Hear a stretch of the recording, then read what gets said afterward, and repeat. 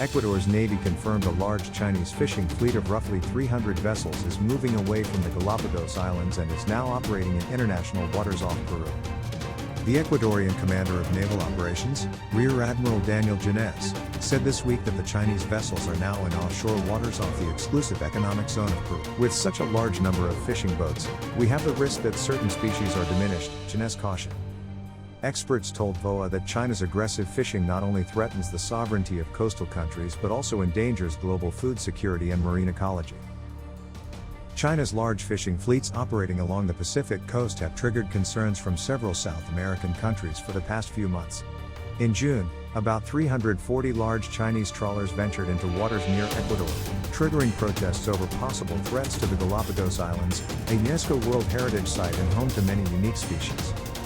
These Chinese vessels were accused of frequently turning off their satellite-based automatic identification systems and entering the Ecuadorian exclusive economic zone, according to media reports.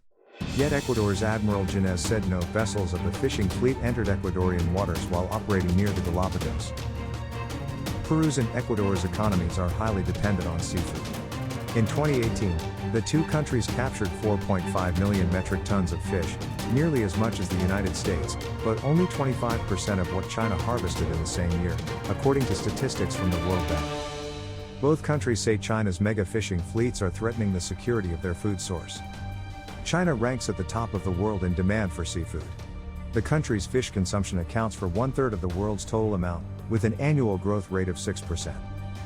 Analysts say many Chinese vessels conduct illegal, unreported and unregulated, or IUU, fishing activities that threaten the sovereignty of other nations and endanger the global food security chain.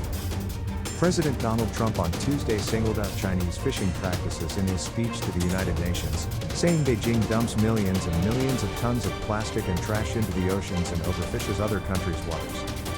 Rashid Samela, director of the Fisheries Economics Research Unit at the University of British Columbia's Institute for the Oceans and Fisheries, told VOA that with the waters near China mostly depleted of fish, the nation has to forage elsewhere. There is big appetite for fish in China, which makes it worthwhile economically to engage in IUU fishing, he said. There's also a lack of strong and effective anti-IUU fishing policy by China, and there's provision of significant harmful subsidies such as those for fuel. The London-based Overseas Development Institute, or ODI, has documented nearly 17,000 Chinese fishing vessels, making it nearly impossible to sufficiently monitor all of them worldwide.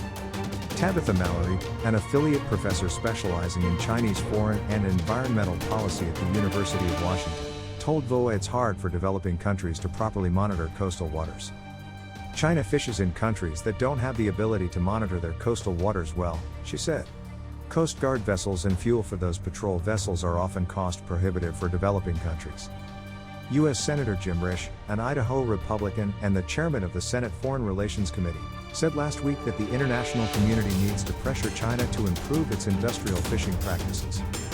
Aggressive and illegal Chinese fishing practices violate the territorial integrity of coastal Latin American countries, raising significant long-term security concerns, Risch said.